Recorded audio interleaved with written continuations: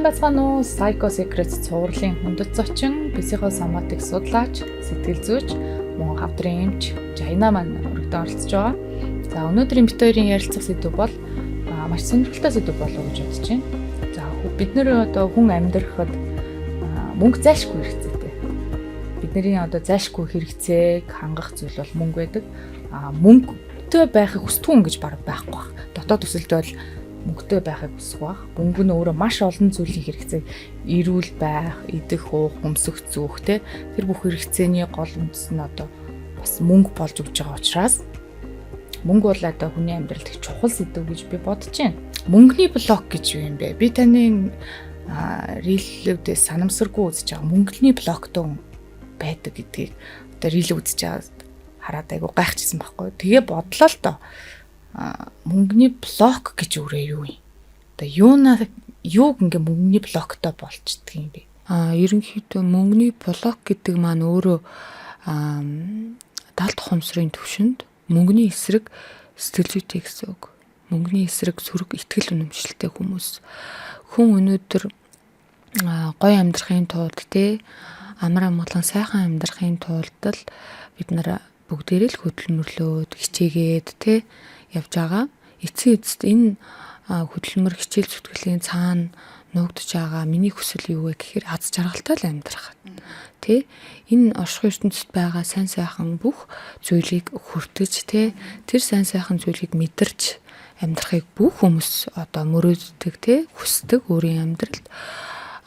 Гэтэл энэ өөрийнхөө мөрөөдөж хүсэж байгаагийн эсрэг далд ухамсарт сөрөг мөнгөний эсрэг тийм үзэл итгэл үнэмшлүүд байгаад идэг. Үүнийг хүн өөрөө анзаардаггүй, мэддэггүй. Болохоор ерөнхийдөө ингээ мөнгөний блоктой гэдгээ ч мэдхгүй хичээгээд идэг, зүтгээд идэг, ажиллаад идэг. Яагаад мөнгө ингээ тогтдоггүй вэ? Би нэг ажил эхлүүлдэг, бизнесээ эхлүүлмээр агаад идэг. Яагаад тампуураад идэг вэ? Энэ болгоон цаана ер нь бол учир шалтгаантай тухайн хүний өөрийнхөө мөнгөний сэтгэл зүйтэй холбоотой байдаг. Мөнгөний сэтгэл зүй гэд ярихаар одоо за манай 80-ад оны хүүхдүүд мэдэх болоо 90-ад онд өсөж хүмүүжсэн хүүхдүүд ч гэсэн мэдэх баг. Бид нар ингээ бага багт ингээ тоглодог байх та. Одоо тэр өмнөх үеийнхнээс ирсэн биднэрт нэг тийм юм үзэл суртлын ч гэх юм уу нэг тийм байдаг байхгүй. Мөнгөтэй баян хүн гэдэг дүр бол айгу муу дүр гэдэг ойлголт бид нар ярьдаг гэсэн. Бид нарыг бага байхад бидний дараа үеийнхэн мэдэхгүй ч магадгүй энэ талаар. Тэгэхээр яагаад ч ингээ хүүхдүүд ингээ хоорондоо айл гэртээ ч юм уу ямар нэгэн дүр болоод тоглохоор баян хүн бол муу хүн гэдэг тийм дүр болсон байсан. Энэ бол мөнгөний блок үүсэх боломжтой тэр үеийн хүүхдүүдэд. Мөнгөний блокийн ерөн сүр шалтгаанууд сөрөг итгэл үнэмшилчин өөрөө тэр мөнгөний блоктой уялдаа холбоотой. Жишээ нь одоо саяны одоо баян муу гэдэг итгэл үнэмшил байна шүү дээ. Энэ бол үзэн ядалтын мэдрэмжийг үүсгэж идэг Тэгэхээр бидний бага байхад кинонууд ер нь баян үнийг аягүй муу харагдуулдаг. Ядуу хүмүүсийг дандаа нэг сайхан сэтгэлтэй, үнэнч тийм зөөлөн хүмүүс болгож харуулсан. Тэгсэн мөртлөө баян хүмүүс нь дандаа дээрлэхүү, муухай дүр авсан дарангуйлагч юм шиг ингээ харуулсан байгаад идэг. Энэ болгон ер нь хүүхэд байхдаа бид нар чинь яг ийм байт юм шүү дээ гэдэг ийм итгэл үнэмшилт алт хумсарт суудаг. Хамгийн гол нь одоо бидний авж байгаа мэдээлэлд бид нар ингээ шүүлтэргүй хандж байгаа байдал маань өөрөө эргээд бидний сэтгэл зүйд асар их сөрөг нөлөө үзүүлдэг. Бид нар ингээд авж байгаа мэдээлэл төр ч гэсэн шүүлтүртэй хандах хэрэгтэй. За яг өнөөдөр том хүн болчлоо би шүүлтүртэй байж болно. Гэхдээ миний далд ухамсарт юу байгааг би таашгүй. Миний хүүхэд наснда юуг үнэн байна, юуг сайн байна, юуг муу байна гэж хүлээж авч байгаа маань өнөөдөр би санахгүй байгаа байхгүй юу? Энэ маань миний далд ухамсарт кодлогдсон байдаг. Тэгээд далд ухамсарын үйлдэлүүд нь юу вэ гэхээр муу зүйлээс намайг хамгаалах. зан төлөвийг надад бий болгож өгч байгаа. Тэгэхээр өнөөдөр жишээ нь чиний саяны асуулт те муу хүмүүс одоо баян хүмүүс гэдэг тийм тоглохтой хүртэл баян хүнийг муу дүрд болгож бид нар тоглодог гэж байгаа шүү дээ. Өнөөдөр яг ийм болготой хүн байвал баян харахаараа л ингээд үзэн ядах мэдрэмж, дуруу нөхөрөх ч юм уу те эсвэл сэжиглэх энэ ямар аргаар баяжчих бол баяжцсан бол гих мэдчлэн те эсвэл нийтцсэн баг уусан байх гэл дандаа тэр одоо тэр баян байдал те тэрийг ингээд муу зүйлдээ ингээд зүйрлэж шүүмжилж байгаа хүн өөрөө ер нь бол өөрийгөө эргэж ингээд бодох ёстой. Мөнгөний тэр хүний харах үнсэг итгэл үнэмшил үзэл бодол те ямар байна өөрөө бас тий бодох хэрэгтэй. Ер нь бол итгэл үнэмшилтэй холбоотой мөнгөний асуудалд хүмүүс айгүй их орд юм байна. Кейсүүд байгаа. Жишээ нь би маш их хөдөлмөрлөдөг. Би маш их одоо ингээд зарчимж хичээдэг. Тэ өглөөнөөс орой хүртэл ер нь бол ажилдаг, хөдөлмөрлөдөг. Ерөөсөө миний санснараа болохгүй байна. Цэгцэрэхгүй байна. Мөнгө тогтдоггүй. Тэ ер нь бол мөнгө орж ирвэл ямар нэгэн байдлаар ерөөсөө ингээ гарчдаг гэх юм уу те. Ийм хүмүүстэй ер нь бол ажиллаад үцхэд мөнгнөөс айхаа айдас байдаг. За зүхтдэг. Өөртөө тэр сайн сайхан зүйлийг хүртэх эрхгүй мэдрэмжтэй байдаг. За тэр одоо ийм хүмүүс ч гэсэн байдаг. Би баяжж мөнгөтэй болчих юм бол тэ надад эргэн тойронд намайг гэсэн үнэнч хүн байхаа болждөг. Алдна. Тий. Зүгээр хүмүүс миний мөнгөндөө болоод ингээд ирээд найзлаад яг үнэндээ би бол тий одоо ингээ үнэнч хүмүүсээ алдна гэдэг одоо далд хумсрын юм хүмүүс ч байдаг. Их мөнгнөөс айдаг ч хүн байдаг. Энэ их мөнгнөөс айдаг хүмүүсийг ингээд ажиллаад үзэхэд ер нь бол сүрэг итгэл үнэмшлүүд давмгаа байж идэг. Тий. Одоо жишээлбэл би их мөнгөтэй болчвол хүмүүсийн хар цагаан хилам салхаа болчин би ингээд өвдөн тэр үед тий. Тэгэхээр би өвдөхгүй амар амгалан илүү бүтэн байхын тулд ерөөсөө энийг тойрчигээд далд хумсар энийг хүн ингээд илүү хумсраараа ийм зүйл болоод байгааг мэддэггүй. Гэхдээ яг хүн ингээд ажиллаад ирэхээр иймэрхүү зүйл байгаад гараад идэх байхгүй юу? Мөнгө хүнийг эвддэг гэж нэг яриад байдаг штэ. Мөнгө хүнийг эвддэг үү? Эсвэл мөнгөтэй болсноороо тухайн хүний одоо байгаа байдал нь илэрч байна. Тэрнийг хүмүүс одоо хүн мөнгөтэй болчоороо эвдэрчдэг. Энэ хизээ өмнө юм байсан юм. Мөнгөтэй болсон чинь өөр болчлоо ч гэдэм үү те. Ийм яриа яваад байдаг штэ. Мөнгө хүнийг эвддэг үү гэвэл би бол энэ бол үгүй гэж боддог. Тий. Тухайн хүний өөрийнх нь дотоод мөн чанар нь шинж тэмдгүүд нь мөнгөтэй болсны дараа илрэн гарч ирж байгаа байдал дотоод мөн чанар ямар байгаа нь тий тэр үед гарч ирж байгаа. Тэгэхээр тухайн хүний өөрийнх нь дотоод байдал нь ихэвчлэн сөрөг юм уу, эрг хүн юм уу тий. Эрг хүн байвал одоо тэр орж ирсэн мөнгө том боломжуудыг өөрийнхөө нийгмийн сайн сайхны төлөө ашигладаг. Тэр хүн яг тэр хүний дотоод мөн чанар нь сайнараа л үлддэг. Муу хүн гэж байхгүй л дээ. Тэ муу ийм итгэл үнэмшил суусан айцтай хэд ингээ болгоомжлдог тэ өөрийгөө ингээд доогуур үнэлдэг үнэлэмжтэй хүмүүс мөнгөтэй болсны дараа бол гинт ингээд өөрчлөгдөх магадaltaй. Яагаад гэвэл тэр өөрийгөө батлах гэдэг хэрэгсэл болгодог мөнгийг. Тий. Гэтэл өөрийгөө батлан харуулдаг хэрэгсэл болгосон хүн чинь үргэлжийн нөгөө талд айцтай л байдаг.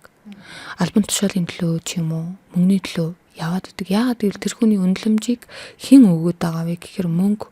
Тэгэхээр энэ хүн юунд хамааралтай вэ гэхээр мөнгнөөс хамааралтай.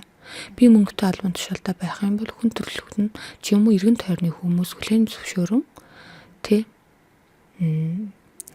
Одоо найзлна гэдэг ч юм уу намайг хүндлэн хинж надад халдаж чадахгүй, би хинээс ч хамааралгүй эрхчлөөтэй болно гэдэг ийм итгэл үнэмшил байгаа. Тэгэхээр тийм болохоор ингээ улам мөнгөний хойноос яваад идэх хүмүүс байдаг. Гэхдээ тэр хүн дотоод байдал нь ийм гацалттай хүн байна шүү дээ, тий.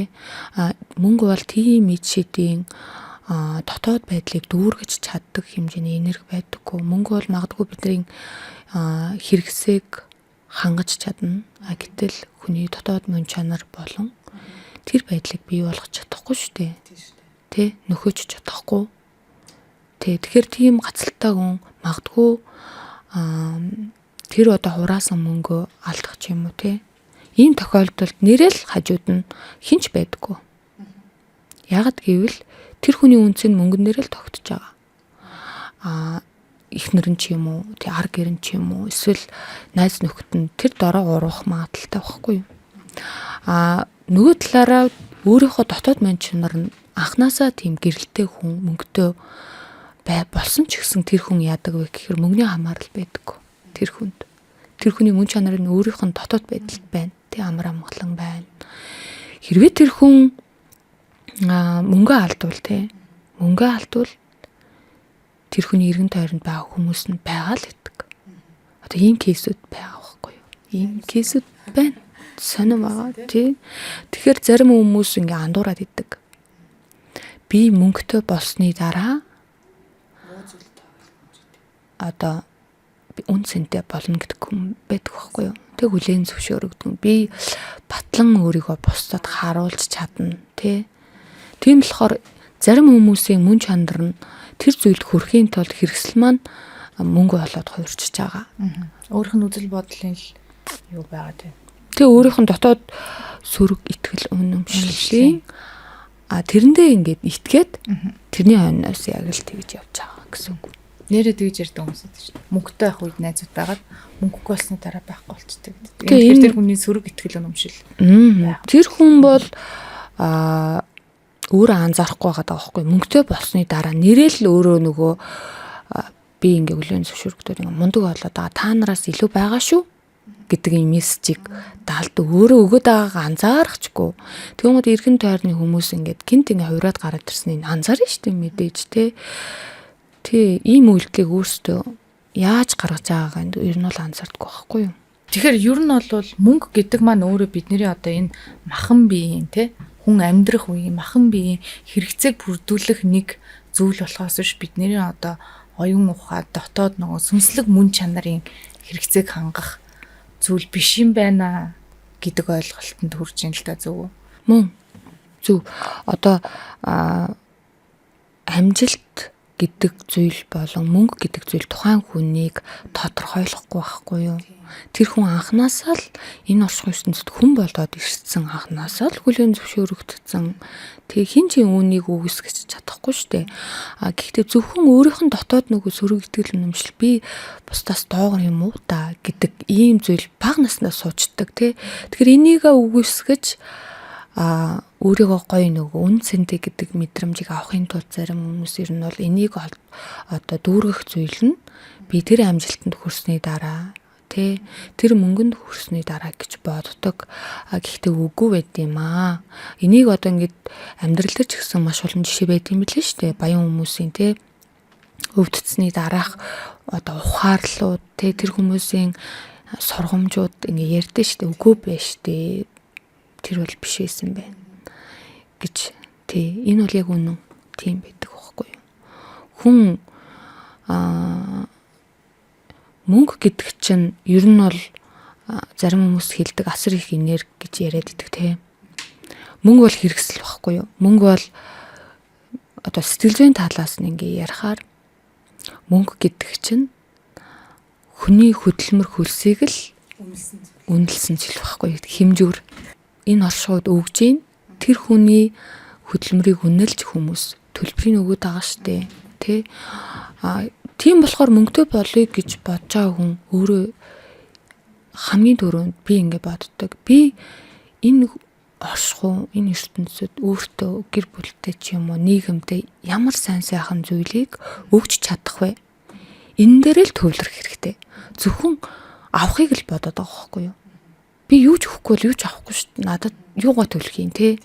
Би зөвхөн хөдөлмөр хийдэг бол өдрийн 8 цагийн ажил хийдэг бол тэр хөдөлмөрийн хөлсөөл авна. Би тэрнээсээ тэлээд те энэ оршихуй сайн сайхан нөлөөлж одоо жоохон ч гэсэн хувь нэмэр оруулаад хүмүүсд хэрэгтэй зүйлийг өгөх юм бол тэр хүн авдаг штэ. Одоо ингээд хин энэ ертөнцийн хамгийн их баян байгаа вэ? Одоо чи өөрөө нэрлээд үзтээ чи энэ дэлхийд төр мэддэг хамгийн баян хүн гэвэл хэн байгаа вэ? За тэстэй сайн мэдгүй байна. Мундаг сионерууд л ах. Дональд Трамп ч юм уу те. Одоо жишээ нь Элон Маскыг айгүй яриад идэв шүү дээ. Элон Маск чинь энэ ертөнцид хэрэгтэй зүйл өгөөд байгаа байхгүй юу? Тийм учраас буцаад аваад байгаа шүү дээ.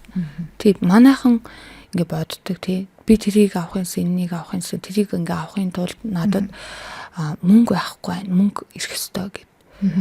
Энэ яаж авах уу гэдгийг бодох ш. Яаж өгөх үү гэдгийг бодох хэрэгтэй юм байна. Мөнгөний сэтгэл зүй дээр. Би юуг өгч чадах уу? Надад өнөөдөр юу байгаа вэ? Тэ?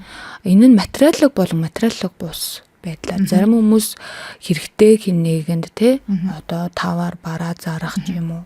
Чанартай ч юм уу тэ? Зарим хүмүүс өөрийнхөө оюуны зүйлээ зарах юм уу, өөх юм уу. Хэрвээ чи хэрэгтэй байх юм бол тэр хэрээрээ л чиний одоо мөнгөний хэмжээ ч гэсэн нэмэгдэнэ. Тийм болохоор эхлээд бид нар өөрсдөө үнцэнтэй байх ёстой. Хүний өөрийнхөө дотоод мөн чанар үнцэн нь дээгүр ч юм уу те би юу миний бодсон шин санаа ч юм уу миний бүтээсэн зүйлүүд ямар одоо энэ хүнд ямар байдлаар би хэрэгтэй байж чадах уу? Иймэрхүү л одоо бодол төвлөрөх ёстой гэж би боддог. Энэ бол яг л ийм хуйлтай л байдаг ер нь бол.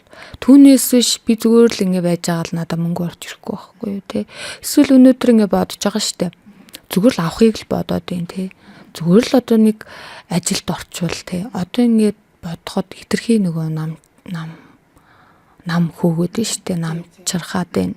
Энэ юу вэ гэхээр ер нь л энэ хүмүүсийн сэтгэл зүйд магадгүй тэр тийшээ л орчвол болчихно гэсэн их мөнгө байна. Тэрнээс нь би ингээ хуваалцсан авна гих мэдчихлэн тий. Ингээ зөвхөн авахыг л бодоод байгаа байхгүй. Тэр авахыг л бодоод ийг л асуудал байгаа байхгүй юу тий. Тий. Тэр өмнө нөгөө өөрийн чинь үйлчлүүлэгч нартайгаа одоо уулзаад бүтэнсээ өдөр болгон уулздаг штэ. Тэр юун дээр сууж яхад нэг ярьсан сэдв их сонирхолтой байсан л да. Энергийн тухай. Хүний одоо нөгөө энергийг ингээд нэг хуваагаад үтцсэн байсан штэ. Хит хуваадаг. Тэг хүний энергийн түвшин өндөр байх тусмаа тэр хэрээрээ дагаад амжилт орлого нь сайжирдаг. За хүн их доошоогоо унсан сэтгэл зүйн түвшинд их унсан байх тусмаа амжилт орлого бүх юмд ингээд нөлөөлдөг гэж яригдчихсэн. Энэ амжилтанд хүрсэн хүмүүс байдаг штэ. Айгуу мундаг амжилтанд хүрсэн хүмүүс. Тэр хүмүүсийн сэтгэл зүй тэр хэрээрээ хүчтэй байд юм байна. Траума айл болох багтаа байд юм байна гэж үзэж болох уу? Болно. Амжилттай хүмүүсийн сэтгэл зүй ямар байдаг вэ гэхээр ер нь бол амар амгалан ч юм уу. Зөвхөн өөрийн дотоод хүсэлтэд бүрэн төвлөрч өөрийн зорилгын төлөө тий одоо хүрх цэг рүүгээ алхдаг хүмүүс байгаа штэ тий.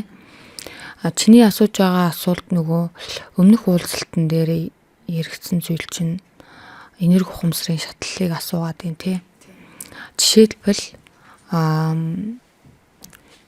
одоо траума ихтэй ч юм уу тий сэтгэлийн гэмтлүүд ихтэй ч юм уу сөрөг мэдрэмжинд их төвлөрдөг юмыг дандаа сөргөөр хардаг хүмүүс яагаад амжилтанд хүрч чаддаггүй вэ те? Энэ хүмүүсийн энерги хаашаа зарцуулагдаж байна? Энэ хүмүүсийн энерги ерөөсөө сөрөг мэдрэмжийг боловсруулахад, сөрөг бодлуудыг шингэн боловсруулахад хамаг энергинд зарцуулаад үр дүн нь юу үлддэг вэ гэхээр ядарсан бие энергигүй тэ тогтворгүй ажилдаа төвлөрч чаддаггүй гомдлсон ийм байдал үүсэж байгаа болохоор тэр хүн яаж ирээдүйд тавьсан тэр хүрх цэг рүүгээ төвлөрч чадах юм те. Тэгэхээр хүний сэтгэл зүй бол энэ мөнгөтэй бол холбоотой байдаг. Тий. Амар амгалан сэтгэл зүйтэй хүний тархи амар амгалан байдаг. Тархи маань өөрөө амар амгалан амарсан тархи бол төвлөрч тий ажлаа бүрэн чанартай хийж чадна. Гүйцэтгэлтэй, үр дүнтэй, цаг хугацаагаа өөр ашигтай ашиглаж чадна. Тэгэхээр энерги ухамсарын шатлалууд гэж байдаг. Хитрхи ичимхий хүн тий их мөнгөтэй болох нь хэцүү. Ер нь чадахгүй юм байна. Яагаад гэвэл ичимхий байдал өөрөө ингэ дотоод хязгаар л баггүй юу? Дотоод миний хязгаар гадны ертөнцөөс юм авахаас хязгаарлаж байгаа. Тэ энэ хүн хин нэгэндээ очиж одоо нийгэмтэйгээ харилцаж тэ энергийн солилцоонд тэ өөрийн бүтээсэн зүйлийг нүр бардам өөрийн одоо энэ дотоод авсан боловсрлоо хүртэл үнэлж чадахгүй. Яагаад гэвэл ичимхий байдал нь саад болох жишээний. Тэгээ тэрийг дараахан гэж бодоод би өөрийгөө айгу дараад байдаг дараахан хүн болохоор ингээд байна. Уг нь би чинь нэг мундаг хүн байхгүй юу гэх. Тэгээ тэрнийгээ гаргадгүй байгаад. Уг нь мундаг хүн гэдэг нь үнэн бах. Яагаад гэвэл дотоод тэр хүн өөрийнхөө энерги нөөц болцоо потенциалаа бол мэдж байгаа шүү дээ. Хэр хэмжээний боловсрал авсан тий. Гэхдээ тэрийг авлаа гэд тэрийг та өөрөө үнэлж тий бидэд хувиргаж чадахгүй. Бусдад үнэлүүлж чадахгүй бол энэ бол сэтгэлийн асуудал байхгүй юу? Өөрөө эхлээд үнэлээгүй шүү. Өөрөө үнэлээгүй бусдад өөрийн үнэлүүлж чадахгүй. Хүн ерөнхийдөө өөрийгөө хамгийн түрүүнд үнэлвэл өөрийн бодож байгаа бодол тий бодлоосоо үүсэлтэй одоо бидний төсөл ч юм уу тий миний төлөвлөгөө миний үйлдэл бүгд үнцэнтэй болдог. Тий яагаад гэвэл тэр энерги ухамсарын ичимхий шатлал нь өөрөө хамгийн доогуур доод шат байхгүй юу? Одоо давтамжаараа бол 20 гэж явд юм билээ. За. Тий тэгэхээр ер нь бол айгүй доогуур. Тэгэхэд амар амгалан хүний энерги ухамсарын тэр энергийн давтамж нь асар өндөр байдаг. Тий энэ хоёр хүний сэтгэл зүйн ялгаа нь тий жишээ нь баяр баясгалын давтамж одоо 500 чивлөө хэдүүлээ мартцсан байна. Өндөр байдаг байхгүй юу? Тэгэхээр тэр хүн болон ичимхий хүний сэтгэл зүйн ялгаа асар их байна. Гэхдээ энэ хүмүүсийн адилхан нэг тал байна гэж бодъё л доо. Мэдлэгээрээ адилхан, боловсрал адилхан, туршлага адилхан байна. Яг нийгэмдэр гарч ирэхэр хэн давмгаа илүү явах вэ гэхэр ялгаатай. Асар их ялгаатай. Тэгэхээр бидний энэ дотоод итгэл нүмшлөөтэй өнөөдөр би дараахан хүн, гэхдээ би мундаг гэдэг мэдээд байгаа. Хүмүүс ингээд ичихгүйгээр ингээд өөрийн төлөө яваад байгааг нь бас яагаад ямар өөрийн амиа хичээсэн хүн бэ гэж эргэлзэл ингээд суучдаг байхгүй юу? Үгүй тийм биш. Хүн өөрийнхөө хүсэл мөрөөдлийн тухай төлөө явах нь бол дан өөрийн төлөө биш байт юм байна. Энэ бол бас нөгөө талаас нийгмийн бас төлөө байж идэг. Тэгэхээр сөрөг итгэл нэмшлээсээ салах ёстой. Хэд ичимхий баригдмал, хэд өөрийгөө шүүмжлэн доор үнэлдэг байдал хамгийн түрүүнд хинт хордоо вэ гэхээр тухайн хүний өөртөө хордоо, дээрэс нь өөрийнхөө авсан боловсролыг мөнгө олгож чаддгүй маш хордоо. Ер нь бол мөнгөний блокийн нэг хэсэг нь баггүй. Цаашлар хүмүүс ингээд нэг нэгэ маш их шүүмжилж байна тий. Амжилттай яваа нэг нэ. Эсвэл гой сайхан байгаа нэг нэ. Маш их шүүмжлээд байна. Энэ нь өөрөө дотооддоо юу гэдэм юм бэ? За, ёстой гоё асуулт. Тэ шүүмжлэл их байна гэдэг чинь дотоод тэр хүний хязгаарлалт нь хүлээс нь их байна. Нөгөө сэтгэлийн блок нь их байна гэсэн үг. Жишээлбэл амжилттай хүмүүсийг шүүмжлээд байвал тэр хүний дотоод итгэл үнэмшил нь юу вэ гэхээр амжилтыг үзэн ядсан эсэргүүцсэн байдал хандлага харагдаад байгаа байхгүй юу? Тэр аль эсвэл өөрөө амжилтанд хүрээгүйдээ одоо юу яасан байж болох вэ? Одоо тэр хүний тэр амжилтанд хүрээгүйдээ биш, тэр хүн өөрөө анханасаа тэр зүйлийг муу гэдэг итгэл үнэмшил байгаа.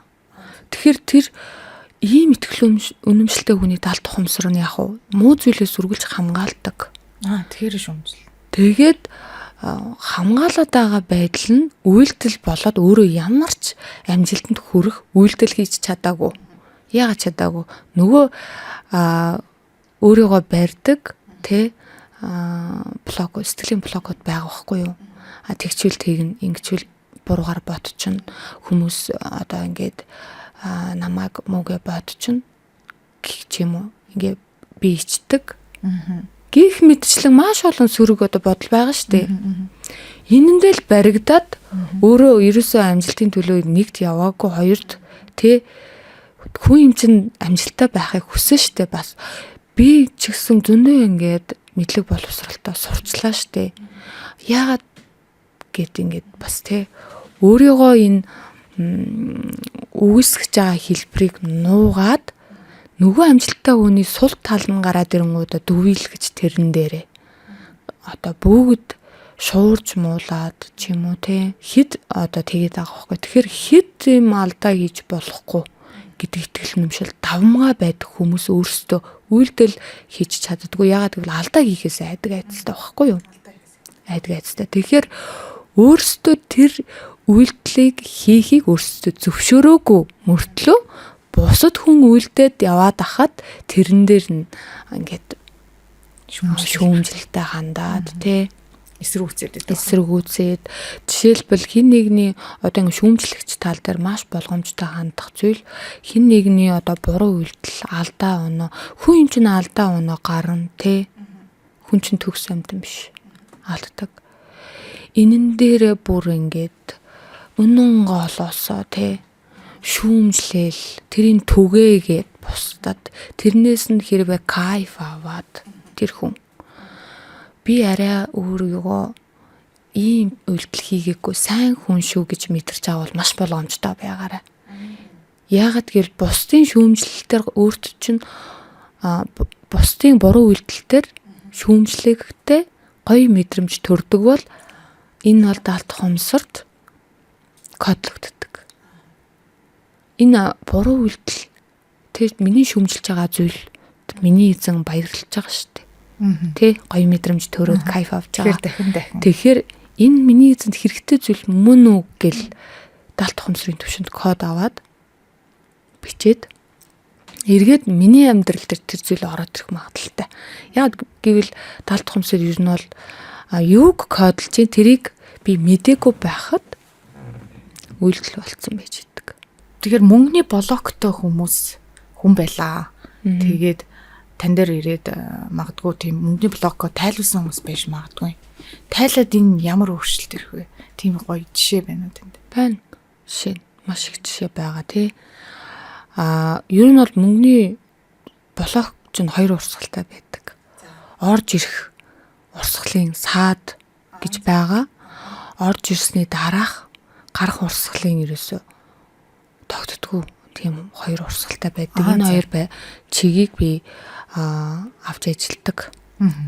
За орж ирэх урсгалын саад гэдэг маань ер нь бол их мөнгнөөс айхаа айцтай.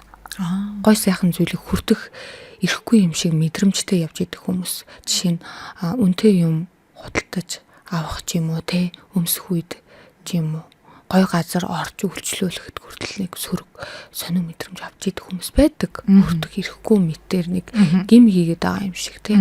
Зарим хүмүүс ингээд аялаад явж байхдаа хүртэл аялах нь ингээд хүртэх ирэхгүй юм шиг те өөрийгөө гимшүүлээд одоо ээж аваа явах хэрэгтэй байсан. Тэ би ингээд ээж аав ингээд тэнцэнэ зовоод ахт би энд ганцаараа ингээд жаргаад байгаа зөвөө буруу юу гэл те. Тэр ерөөсөө одоо цаг дээр төвлөрсөн зүйл байхгүй шүү дээ те. Тэгэхээр ийм хүмүүсийн нэг хүртэг ирэхгүй мэдэр айцтай урсгалыг хаадаг ийм хүмүүсийн сэтгэл зүй. За орж ирсний дараах ерөөсөө мөнгөнд тогтдоггүй хүмүүс юу вэ гэхээр хүлээн зөвшөөрөгдөх хин төлөө байдаг байхгүй юу? Жохон орж ирсэн мөнгө яадаг вэ гэхээр зайлц цайлал хин тэрэндээ ч туслах болол тэрийг ч өрөвдөөл тусалж байгаа юмсан. За би яг болгож штэ. Тэ тэр маань ингээд зовоод байгаа юм чинь гэл ерөөсөө нөгөө мөнгөө өгөртөө ингээд тогтоодгүй. Энэ хүний сэтгэл зүй юу вэ гэхээр өөрийнхөө ингээ урдаа тавьсан хүрх зэг байхгүй байна. Сэтгэл зүйн энэ байдлуудаасаа болоод нөгөө зориг тий. Зоригтой хүртэл ингээ хойш нь тавигддаг. Зориггүй хүмүүс байдаг. Тэгэхээр орж ирсэн мөнгө дандаа ингээ гарч идэг. Үн бол мөнгө олоод идэг мөртлөө тогтдгоо. Тийм хүмүүс байдаг ш. Тэгэл ном уншуулаад иддэг ш. Тий, ном уншуулаад тэр нүүд яаж тогтох вэ? Тэр чинь даалт ухамсарт тэр үйл тохиолдсон юм чинь. Тий. Тэгэхээр ийм хүмүүс одоо ингээд кодыг тайлуулж ажиллаад дараа нь ингээ асар их ялгаатай байдаг. Өмнө нь ингээ би нэг юм авахтаа ингээд гимшээд идэг байсан. Чин одоо ингээ зүгээр би өөрийнхөө олж байгаа мөнгийг өөртөө ингээ зарцуулж ингэж байгаа байхгүй юу. Тэгэхээр энд нэг хууль явагдаад идэм бэ. Мөнгөний сэтгэл зүй дээр хүн өөрийнхөө олсон мөнгөний нөгөө ингээ санхүү заадаг хүмүүс чинь 10% нь өөртөө зарцуул гээл үг нь яриад идэм биш үү. Энэ бас учиртай юм бэ. Яагаад гэвэл бид нар өөрсдийнхөө олж байгаа мөнгийг би өөрийн төлөө зарцуулж ивэл миний тархинд те дофамин ялгардаг юм. Би өөрийнхөө одоо авахыг хүссэн зүйлийн төлөө хөдөлмөрлсөн байна штэ. Гэт улам тэр мэдрэмжийг авахын тулд тэр хүн илүү нөгөө төвлөрч ажиллаж чадна. Энерги нь те потенциал нь зөв зүйлд зарцуулагддаг өөрийнхөө. Тэгэнгүүтээ улам ингээд тэр хүний одоо бизнес ч юм уу ажил нь ингээд өргөжөөд идэг. Тэгэхээр хүн хамгийн ихэнд өөртөө зарцуулж өөртөө инэрэнгүү байж сурах хэрэгтэй юм байна. Өөртөө хатуу хүн бол бусдыг яаж. Тий. За нөгөө талын өөртөө ч биш бусдад өгөөд идэх хүн байж штэ тий. Тэр хүн бас ялгаагүй хүлээн зөвшөөрөгдөхийн тулд л мөнгө засаад байгаа хүн багхгүй юу. Тэрийг өөрөө ч мэддэггүй. Яг нөгөө блог тайлах дээр ирэхээрэл гайхдаг баг. Хөөх би чинь хүрийн төлөө юус байдгүй юм штэ. Нэрээ бодоод исэн чинь дандаа хүний төлөө өөрийн олсон мөнгийг ерөөсөө өөрөө ингээ үр шимийн өцөх биш дандаа бусдын төлөө байсан байна. Юуны төлөө ингээ бусдад өгөөд байгаа юм бэ гэхээр ерөөсөө нөгөө хүлээн зөвшөөрөх өөрийнхөө үнцнийг мэдрэх. Тэгэхээр энэ хүний мөнгө нь блокийг ингээ тайлсны дараа яадаг вэ гэхээр дараа нь тэр хүн тэр мөнгө зөв зарцуулж эхэлдэг. Өөрийн зорилго үн цэнтэй зүйл рүүгээ хуримтлуулна. Тэ өөрийн бизнесийг зөв ингээд өргөжүүлэх юм уу? Сайжруулах. Асар их ялгаатай байдаг. Тэгэхээр энэ миний даалт ухамсарын автоматчлагдсан энэ үйлдэлүүд бол тэг би ухамсартайгаар өөрчилж байгаа байхгүй юу?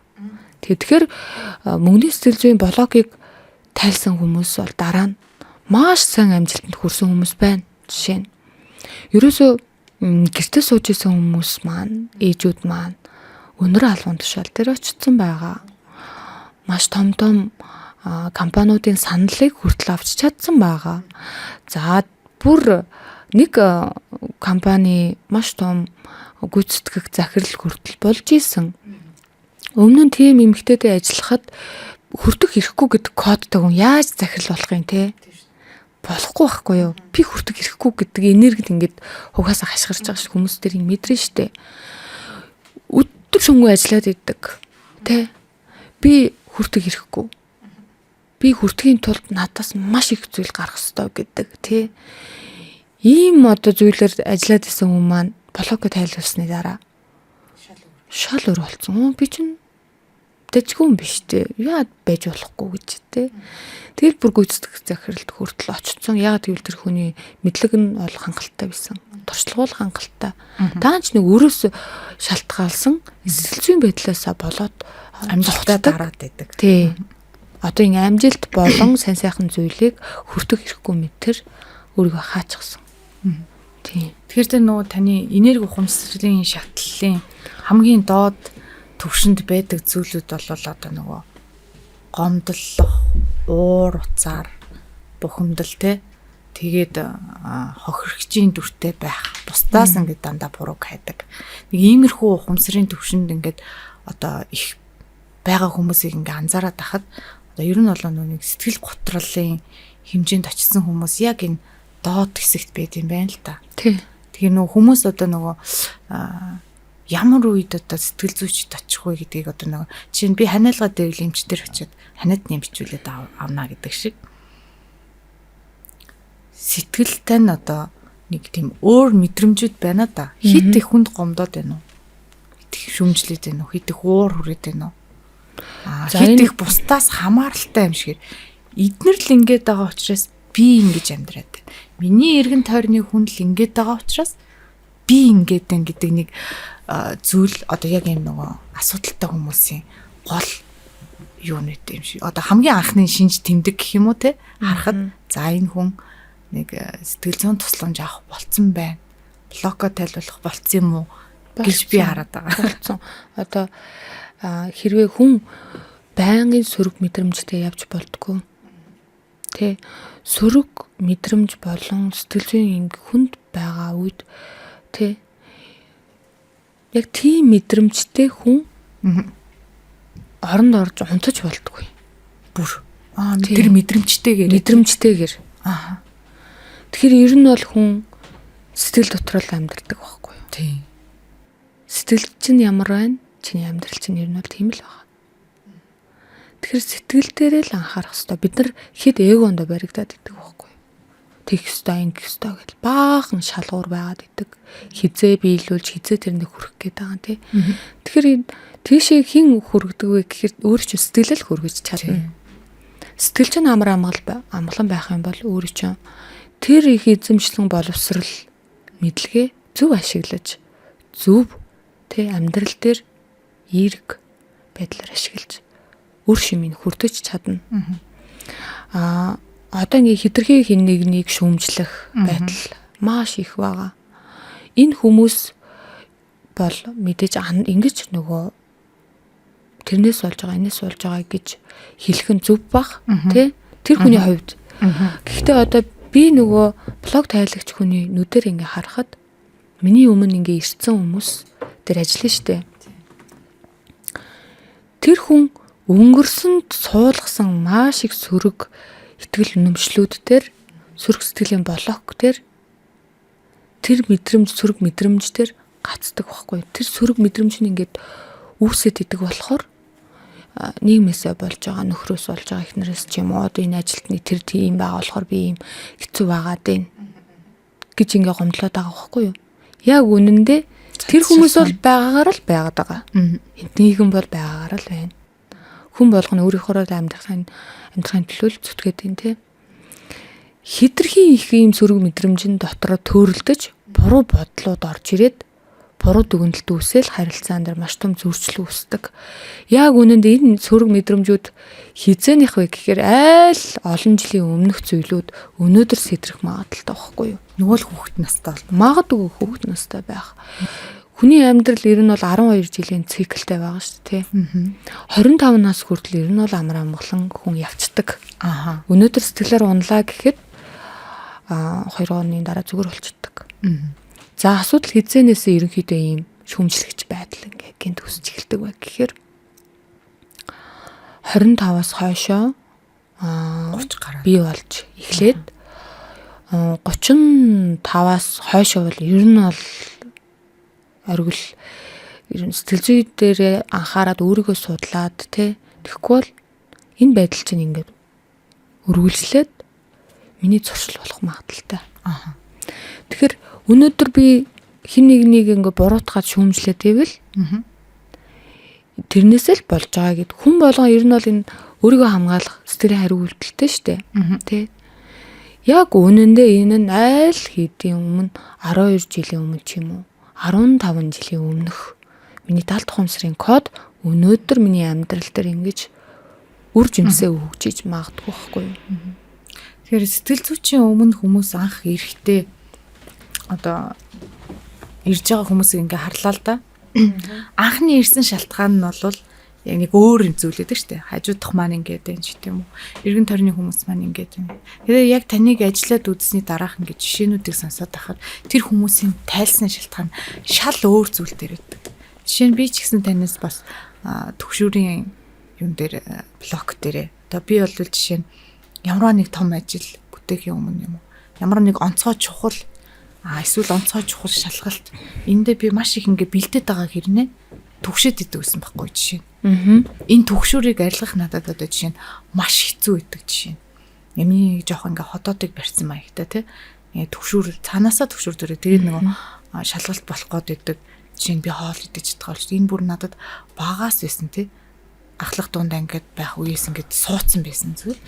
Тэгээд насанд хүрсэн хойноо ч гэсэн яг тэр одоо хүний нөгөө шалгалттай чухал дүүц хүйц ч юм уу нэг тийм онцгой үйл явдал дөхөөд ирэхээр би ингээд урьдчилаад төгшөд идэв гэсэн. Энэ төгшүр дээр би ингээд танаас терапи аваад үзсэн чинь шалтгаан шал өөр газар байсан. Үнэхээр гайхалтай. Тий, шал өөр. Бүр бага насанд айгүй тийм санамсаргүй тохиолдлоор болсон зүйлийг маш хүчтэйгээр хүлээгээд авсан. Тэр маань миний амьдрал насан туршийн одоо ингээд төгшүр болцсон байж исэн. Тэр нь ингээд тайлах хүртлээ шүү дээ. Ингээд яа дагаа явж идэг гэхээр өөр бусад хүмүүсийн сэтгэл зүйн асуудлууд ч гэсэн бас өөр газар тэр цэг нь байдаг. Тийм байна лээ тий. Тий, одоо амьдрал дээр гарч байгаа үр дагавар нь өөрөө маш хохиролтой байхгүй юу? Одоо жишээ нь чи төгшүүрээсээ болоод тий чиний төлөвлөгөөнүүд хойшлогдож штэ. Чиний одоо зорилгоудад ингээд саад болоод байна. Мөн үү? Тэрнийг ингээд даваад гарцсны дараа л тэр төгшүүр арилдаг. Тий. Тэр хүртлээ ер нь бол маш удаан төгшнө гэдэг чинь хүний ходоод эргэтэн системд айгүй их дарамт ирж байгаа байхгүй. Тий. Тэгэхээр энэ даалт хумсрын юм нэг онцлог байд юм аа. Өнөөдөр миний ингээд төгсөж байгаа мэдрэмж тий надад яг үндэ одоо чиний саяны мэдрэмж чамд яг үндэ аюулгүй байгаа даахгүй юу? Тэр ямарваа нэг том ажлыг эхлүүлэхийн өмнөх гарч иж байгаа төгшөр байна шүү дээ. Тийм. Гэхдээ энэ бол яг бодит төр чамд ирж байгаа маш том аюул бол байхгүй. Гэхдээ чамд төгшөрийн мэдрэмж төрж ийн гэдэг чинь чиний өнгөрсөн нөгөө амьдрал дээр үүссэн аюултай гэдэг тохио тархин дээр асаж байгаа байхгүй юу? Ачаалуулаад. Тий, асаад ийн. Тохио өгöd ийн. Аюултай байх магадaltaй шүү болгоомжтой байгаарай гэдэг ийм команд чамд өгж байгаа. Тэгэхээр энэ айл хизээний суудсан зүйл байдаг. Тэгэхээр хүмүүс бидний нөгөө даалт хумсрын онцлог энэ өнөөдрийн энэ миний урд байгаа баавгай бол аюултай. Би энэс айн тий. Тэгвэл баавгай юу эсвэл энэ ямар ч аюулгүй нөхцөл байна уу гэдгийг ялгаж чаддаггүй. Кодлоод авсан зүйл л бол аюултай л гэж хөдөлсөн бол энэ бол аюултайгаар л байдаг тий. Болгоомжлох ёстой чи гээл дараа нь тэр одоо өмнө нь авч ирсэн сэтгэлийн гэмтэлтэй төстэй үйл явдал орой төрөнгүүдээ маш ингээ ухаалаг ажилдаг. Энэ нөгөөдөгтөө төстэй байгаа юм биш үү? Тэ? Тэнгүүд энээс хамгаалаад нөгөө төгшөөрээр хамгаалаад байгаа байхгүй юу? Үүнтэй ижилхнэр тий зөвхөн одоо миний энэ төгшөөрийн эмгэг гэлтгүүгээр хүний одоо амьдралд болсон ямарваа нэг жижигч вэ томч вэ үйл явдлаас шалтгаалаад багтаа авсан ч юм уу эсвэл одоо хизээч амьдрал хизээ нэгэн цагт авсан тэр нэг зүйл хүний амьдралд ингээд маш ихээр нөлөөлөл үзүүлдэг юм байна. Жишээ нь өнөөдрийн битүүрийн яриад байгаа энэ амжилт мөнгө гэдэг зүйл те бид нар амжилтанд хүрэхийг бүгдээрээ хүсэж байгаа. Ямар өөр өөрсдийнхөө дүрээр би мундаг эмч байгаад энэ эмч гэдэг мэргэжлэрээ амжилттай болохыг хүсэж байна. Би мундаг дуучин байгаад дуучин гэдэг мэргэжлэрээ амжилттай болохыг хүсэж байна. Өөр өөрсдийн мэргэжил, өөр өөрсдийн чадвараар амжилтанд хүрэхийг бүгд хүсэж идэг. Гэхдээ энэ зүйлд маш их цаг хугацаа ч юм уу бүх зүйлээ ингээд зориулаад байгаа хэрнээ нэг л болохгүй байгаад байвал тэр хүнд бас нэг код байгаад байна. Жишээ нь одоо намайг хүүхэд байхад ингээд амар мундаг айгүй гоё хоолойтой их гоё ихч бидэг гэсэн. Тэгээ би одоо боддیں۔ Тэр ихч яагаад одоо миний мэдгээр үнэхээр гоё хоолойтой. Ерөө Монголд тэр одоо амжилтанд хүрсэн бол бас их гайхалтай дуу. Тэгэхээр яг тэрэн шиг тийм нөгөө амжилтанд хүрч чадаагүй одоо дотоод нөгөө нэг блокосоо болоо тойрсон хүмүүсүүд их байдаг юм биш байгаа. Байдаг шүү дээ. Маш их байдаг. Одоо блогод хайлуулж байгаа хүмүүс дотор гайхамшигтай потенциалтай хүмүүс байдаг. Үнэхээр гайхалтай. Даанч юу саадуулж ирсэн бэ гэхээр тэр хүн өөрөө л өөртөө саадуулж ирсэн юу вэ гэхээр тэр дотоод үнэмшлээсээ л болж байгаа. Би арай болоогүй. Би хангалтгүй. Би чадахгүй байх та гэдэг ийм нэг зүйлд итгээд тэ чадахгүй байх үеийн тэр одоо эрсдэлтэй зүйлээс ямар мэдрэмж авахаас зайлсхийж бүх боломжоосоо татгалцсан өөрөө алдсан байдаг хүмүүс байна. Тий. Одоо ингээ хоёр хүн байлаа л гэж бодъё л да. Нэг нь эрүүл сэтгэл зүйтэй, нөгөө нь одоо таны хэлж байгаагаар сөрөг сэтгэл зүйтэй хүн байл. Та бид хоёр дээр ирээд яг адилхан нэг боломжийг өгөө, тэ? Энийг хийх юм бол энэ зүйлийг хийх юм бол та хоёр амжилтанд хүрнэ гэхэд л нөгөө сэтгэл зүйн онцлогоосоор шалтгаалаад эрүүл сэтгэл зүйтэй нь тэгээл та гэд энэ боломжийг шүүрээд авч чадах. Нөгөөх нь 1000 бэлдээд өглөөч гэсэн сөрөг тал юм. Энийг чи хийвэл дампуурчих юм биш үү? Энийг чи хийвэл ингэчих юм биш үү гэд ингээд тойроод яваад идэг байх нь л дээ миний ойлгосноор. Тий одоо айдас давмгаа хүн чинь сөрөг талын л хараад байна. Боломжуудаас алддаг. Сөрөг талыг харна. Яагаад гэвэл айгаад байгаа мэдрэмж өөрөө тэр хүнийг хамгаалж байна тий. Битээ тийшээ очих юм бол чи дампуурна. Дампуурвал хинж биш болно. Нөгөө нэг ямар код авсан бэ тэрүүгээр л сэтгээд байна. Тэгэд нөгөө боломжоо алдчихна. Тэгэл дараа нь өөр хүмүүс тэр өөрийнх нь бодоод исэн аюугай шин санаа бодлуудыг хэрэгжүүлсэн айл хэдийн амьдрал төр бий болцсон байж идэг жишээ нь. Тэгэхээр ерөнхийдөө альва юм бол тухайн хүний өөрөөс нь л хамаарна. Тий. Яг өөрөөс нь. Тий. Энээсээ яаж гарах уу гэдэг гаргалгаа өнөөдөр байна. Хүн сэтгэлийн блокол тайлах хэрэгтэй. Тэгэхээр ер нь асуудлын гол нь бидний дотоодд байгаа. Дотоодд байна. Өөртөө л байна. Одоо ингэ боддог байхгүй хүмүүс нийгэм нь юм учраас тэг хэцүү учраас боломжоо хулгайлуулчлаа. Магадгүй энийг би үгүйсэхгүй шүү дээ. Энэ бол үнэн. Гэхдээ бүх боломжоо хулгайчлаа гэд бид нар ингээд зүгээр байгаад болохгүй тий. Энэ хэцүү нийгэм дотроо маш гоё амьдраад байгаа хүн бас байна. Зөндөө. Яагаад тэр хүн бол бусдад гомдлох биш. Тэр хүн өөрийнхөө байгаа нөөц бололцоог зөв ашиглаж байгаа. Тэрэнд энерги нь зөв зарцуулагдаж байна. Тэгэхээр энэ ялгаатай байхгүй юу? Тий, ялгаатай. Жишээ нь одоо нийгэм нь гоё сайхан одоо өөр улс орны иргэд дотроо ч гэсэн нэг болохгүй бүтэхгүй ядуу яваад байгаа ч байгаа шүү дээ. Тэгэхээр ер нь бол тухайн хүний өөрийнх нь дотоод мөн чанар итгэл үнэмшлээс ер нь бол амьдралынх нь одоо хувь заяа ер нь шууд хамааралтай гэдэг. Тэгэхээр дотоод хүлээсээ тайлах хэрэгтэй. Тийм. Сэтгэл зүйч дээр очиод амжилт болоогүй гэсэн хүмүүс бас их байд юм билээ. Тэдгээр хүмүүсийн яриаг би бас сонсож үзсэн л дээ. Би ингээм амьдралаа ингээд яасан чи тэр хүн одоо ингээд надаас шал утахгүй асуулт асуугаад тэр би дахиад чичмаргүй санагдсан ч гэдэм үү. Тэгтэл тэр хүн өөрөө ингээд амар сэтгэл зүйн хүнд асуудалтай л байгаад байгаа юм л та хараад байна. Тэгээд сэтгэл зүйч тэр 2-3 удаа очих оролдлого хийгээд тэр нь бүтлгүй болсон. Тэгэнгүүтээ тэр одоо буруутгалаа сэтгэл зүйчтэй одоо чадваргүй байсан ч гэдэм үү те өгөөд идэг.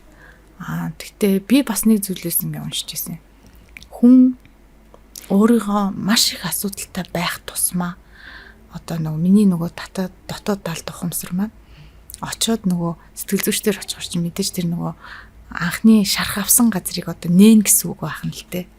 Тэгэхээр нөгөө далд ухамсар маань тэр шархаа нийлэгмэргүй байгаа шүү дээ.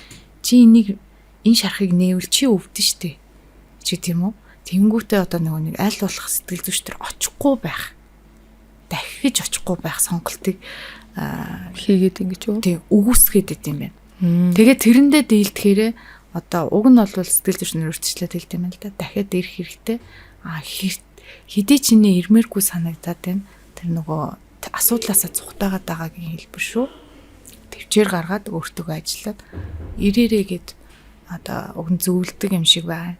Тэгэхээр их хүнд асуудалтай хүмүүс бол тэр асуудлаас ингээд цухтаагаад байдаг. Тэрийн нөгөө миний дотоод тал тухамсар нөгөө үндсэн юма тайлахгүй ингээд цухтаалгаад идэм биш байгаа гэж би одоо харсан л та. Ер нь бол бид нар өөрсдийн эзэн өөрөө байх хэрэгтэй байхгүй юу? Тэ. Өнөөдөр миний амьдралын удирдлага хэний гарт байна? Миний гарт байх хэрэгтэй. Миний гарт байх хэрэгтэй шүү дээ. Тэр хүн тэглээ гэд би энд уурлаад ивэл удирдлах хүнд байна. Нөгөө хүндээ хүцэн байна те. Энэ хүн ингэж байгаа болохоор би гомдоод байна. Удирдлах хаана байна? Өөр хүнд байгаа байхгүй. Тэгэхээр удирдлах хүнд байх хэрэгтэй. Би надад л байх хэрэгтэй. Би өөрийн энэ сөрөг мэдрэмж дотроо тэрэндээ өдөрдүүлэл яваад ивэл би эзэн нь биш байна. Би өөрийн сөрөг бодол дээр живээл амьдраад ивэл эзэн нь би биш байхгүй юу? Минь намайг бодол маань өдөрдөөд. Гэтэл энэ дээр хүмүүс ингэ ойлгох хэрэгтэй. Тухайн хүний өөрийнхөө амьдралын хариуцлага нь яг үнэ сэтгэл зүйч төр биш шүү дээ. Тэр шүү дээ. Өөрт нь өөрөө сонголтоо хийх ёстой. Тэ? Ямар ч хүн би өөрчлөгдөж чадна гэдэг ийм хатуу байр суурьтай байх юм бол чаддаг. Тэр хүний асуудал энэ тэнгэр нурцсан чимшиг том байсан ч гэсэн гарч чаддаг тийм үйлчлүүлэгчд надад байгаа. Хүүхийг яаж давж одоо тисэж ирсэн бол тоо гэж бүр одоо би гайх хэмжээний хүмүүс маань тууштай явж агаад маш гоё болсон хүмүүс их байна. Үр дүн гарцсан. Энэ юу вэ гэхээр тухайн хүний өөрийнхөө амьдралын удирдлагыг өөрөө ингээд аваад би нэг давж туулна гэсэн байх юм шиг. Тий. Ер нь бол сэтгэл зүйчдэр очихол юм бол нэгдэх ёстой. Нэгдэхгүй бол татаа дунгаа биш доторхыг яаж болох юм? Тий. Юмаа ярих ёстой. Гаргалгаа бол байдаг штэ. Ямар ч үед тий. Тэгэхээр ер нь хүний өөрөөс нь л хамаарах байх гэж би боддог. Тий сэтгэл зүйчдийн буруу гэж би эзэж бодохгүй. Тэр хүн бол одоо үйлчлүүлэгч өөрөө хийж байгаа ажлыг одоо үр дүн гаргачихсан гэж бүх хүмүүс тэгж бодно штэ. Миний өмнө ирсэн үйлчлүүлэгчд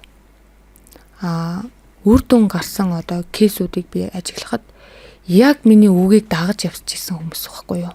Тэдэн удаа орно шүү. Тэдэн удаагийн уулзалт хийгдэн. Энийг чинь хоёулаа ингэж ажиллая тгий гэд.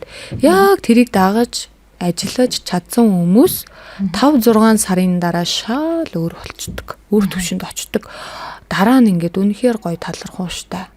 Ингээд эргээ сэтгэлээ бүр ингээ илэрхийлээд гоё явж идэг байхгүй юу. Тэгэхээр энэ дэр миний нөлөө хэдэн хувь байсан бэ гэхээр би 20% баг.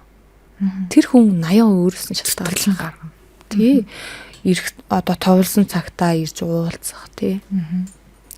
Энэ бол айгуу чухал. Тий, тэр хүний өөрөөс нь л хамаарна. Ямар ч хүн өөрийнхөө дотоод хүлээс сөрөг итгэл үнэмшил одоо тэр сөрөг ингээд сэтгэл готролд ороод байгаа амьдрал ингээд зогссон юм шиг л тий. Энэ мэдрэмжээс гарах бүрэн боломжтой. За, иргэн тойрон маань ингээд янз янзын сэтгэл зүйн одоо хариу рефлекс гаргаж байгаа хүмүүс байдаг л да. Жишээ нь одоо нэг хүн дээр ингээд ажиглаад байгаа. Тэр хүний ингээд бусдад харьцах хандлага нь хүмүүс намайг дандаа ашиглаад байна. Намайг ашиглах болохоор л надтай харьцаад байна. Хүмүүс намайг ашиглах ч л харьцдаг. Зүгээр яагаад надтай найзлах байгаа юм бэ? Гэдэг ийм одоо өнцгтэр тавьсан нэг хүн байгаад байна л да. Энэ хүний сэтгэл зүйдээ яг юу байдаг вэ? Хүмүүс намайг ашиглаад байна гэдэг байгаа энэ. За энэ хүн болохоор ер нь гацалтанд орцсон хүн. Энэ хүн хүлээн зөвшөөрөгдөхийн тулд нилээн хүмүүстэй одоо цаг хугацаа энэ нэрэгтэй зарцуулсан. Тэгээд залхсан. Тэгээд тэр хүмүүсээс тэр хүлээн зөвшөөрөгдөж байгаа мэдрэмж ирээгүй болохоор зүгээр ингээ ашиглагдсан биз дээ. Би чинь сайхан сэтгэл гаргаж ирсэн юм чинь. Тэ? Эргээд тэр хүнээсээ бас хүлээлт байна штэ. Тэгэхээр чинь нөгөө хүнээс нь ирэх ёстой хүлээлт нь ирэхгүй болохоор намайг ингээ ашиглчихдээ юм биш үү гэл тэгж байгаа байхгүй юу. Тэгэхээр нөгөө саяны хэлсэн амьдралын тэр удирдлага хийнд яваад байгаа вэ? Бас дахиад бас л нөгөө хүн дээр яваад байгаа үстэй. Тэгэхээр бид нар өөрсдийн амьдралын эзэн өөрөө л болох ёстой. Би өөрийнхөө ажлыг л өөрөө л хариуцлагатай хийх ёстой. Тэр хүндээ би туславал нөхцөлгүйгээр туслах ёстой тий. Дараа нь ингээл тэглээ намайг инглээ гэд ингэж л суудаг бол таны дотоодод нэг хүлээн зөвшөөрөгддөггүй. Тэрний төлөө яваад байгаа код байдаг гэдгийг анзаарах ёстой. Тий. Энд дээр одоо би өөрөө ч гэсэн мэдэрч үзлээ. Таны нөгөө потенциалын уулзалтан дээр ирдэг хүмүүс зөндөөс одоо идэвхрэлт хүрээд үр дүнд гарсан хүмүүсийн сэтгэл зүйн одоо vibe-ыг ингээ харсан л да. Мэдээж тэр хүмүүс анхандаа яг л нөгөө асуудалтай хүмүүс шиг те мэдээж сэтгэл санаа уналтанд орсон. Миний эргэн тойрны хүмүүс болохгүй байна. Миний аав ээж болохгүй байна, ах эгч болохгүй байна. Миний хань ижил үр хүүхэд болохгүй байна гэсэн тийм өнцөгдөр анх бүгдээр ирсэн юм шүү да.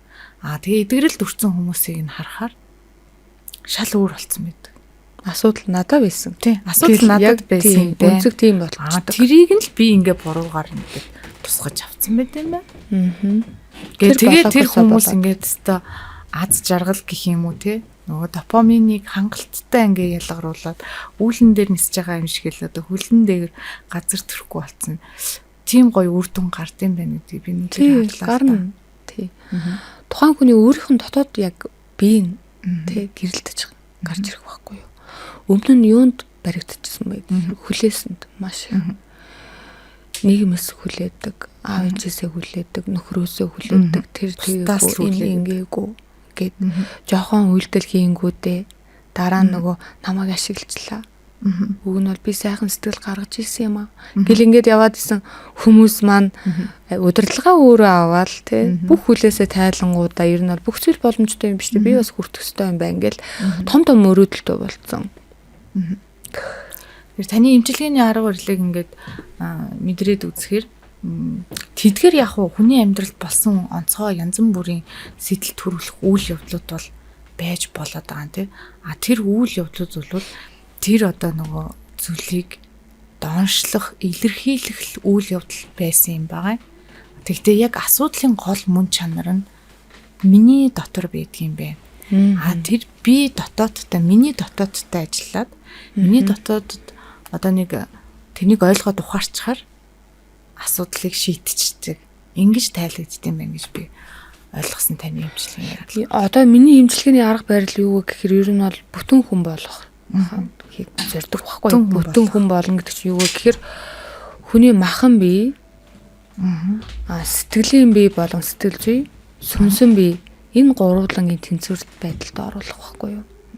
Хитрхи махан биедээ төлөрсөн материалист хүн. Энэ хүний сэтгэл уналтанд орж ирэл эго нэгсэл тэгэл угаасаа дотоод зөрчилдөд үүсдэг. Тэ? За сэтгэлийн биедээ хэд анхаарсан хүний дахиад нөгөө дотоод сүнсэн мөн чанар нэг сүнслэг байдал бас л өсвөлнөдөө ухаарл сургамж авах хэрэгтэй байхгүй юу? Тэгэхээр сүнсэн бие бидний өнөөдрийн амьдрал дээр ирж байгаа одоо ингээд ихний сэдв маань мөнгө тий мөнгийг ярьсан штэ тий ядуу байх тий энэ зүйлүүд бүгд яг үнэндээ миний амьдралд маш том сургамж ухаарлыг өгөх гэж л байгаа. Би ядуу байвал би ухаарах хэрэгтэй байхгүй юу? Тий.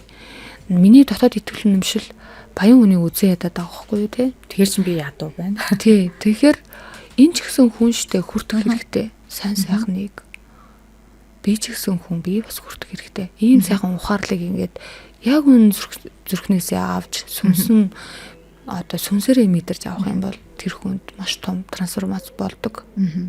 Тэр энэ хүн яадаг вэ гэхээр тэр хүний нүдэнд баян үнч хүн ядуу үнч хүн байхгүй юу? Ижил төвшнийг харьцаж. Тий. Тэнгуудаа өөрийнхөө зорилгоудын төлөө ингээд амар амгалан айж ухаан алхна. Хаяанд тэр нь биелэгдэнэ. Тий. Одоо биелэгддэггүй зүйл гэж би мэдхгүй хүний амийг л одоо нөхөж өгч болохгүй бах тий. Түүнээс чи амьд байгаа бол чамд бүх зүйл боломжтой гэж би боддог. Гайхалтай. Тийм. Үнэхээр гайхалтай үг. Амьд л байгаа бол тий бүх зүйл боломжтой. Өвчнөө хүртэл эдгэх боломжтой. Тий. Тэгэхээр ер нь бол тухайн хүн өөрийгөө л үнэлэх ёстой. Бид нар яагаад мөнгөний төлөө, яагаад нийгмийн тий, яагаад харилцаа маань ийм, яагаад би ерөнхийдөө ийм орчинд байна. Тий. Яагаад би хөндлүүлж чадахгүй байна. Өнөөдөр би яагаад их гомдлоод яагаад намайг гомдоод байна. Яагаад би гомдоод байгаа. Тий. Би гомдлоод байна. Би гомдоод байна. Энэ юу юм бэ? Энэ юу юм бэ? Нэг юм болохгүй шүү дээ. Тэндээс нэг ухаарл авах хэрэгтэй. Ухаарл авах хэрэгтэй. Яг эцэст нь ингээд хүнийг ингээд ухаад үзэхэд зүрхэндээ одоо ингээд зүрхэнд нь юу гэдэг вэ гэхээр эцсийн эцэст үн цэнтэй гэдэг мэдрэмжийн төлөө байдаг. Сэтгэлийн маш олон хариу урвалууд юуны төлөө байдаг вэ гэхээр үнцэндээ алдахаас болгоомжлсон. Дандаа хаадаг өөрийгөө. Тинчнээ очивол буруу очих үед энэ чинь үнцэнээ алдахаас айгаад байгаа байхгүй юу? Тэрний өөдөөс ингээ хэлжвэл намайг ингээ будаа болгочвол яана. Дахиад энэ үнцэнийг хамгаалаад байна. Тийм. Энэ нэг өөрийгөө хамгаалаад. Нөгөөх нь ингээ яваад хичээгээд гүгээд байна. Бас л тэр үнцэнд хүрч гэнсэн. Тэ. Яг үнд энэ үнц нь анхнаас л байгаад идэг. Үүнийг ухаарахгүй байгаад байна. Тэгэхээр энэ миний одоо арга барил маань ерөөсөө ишиг л чиглүүлж өгдөг. За энэ ухаарлыг аваад эмчлэлээ гэхэд хүмүүс зарим хүмүүс гэдэг шүү дээ. Би нэг сэтгэл зүйчдэр очиод гоё явж хагаад хэсэг хугацааны дахиад миний одоо сэтгэл готрлогдолцсон ч гэдэг юм уу те. Ухаарл аваагүй. Тэгэхээр ухаарл аваагүй. Сэтгэлийн бие дээр л ажиллаж байна. Сүнсэн бие чинь ухаарлаа авах хэрэгтэй. Яагаад миний сэтгэлийн болоог үе циклд ороод одоо ингээд дахин давтагдаад байна.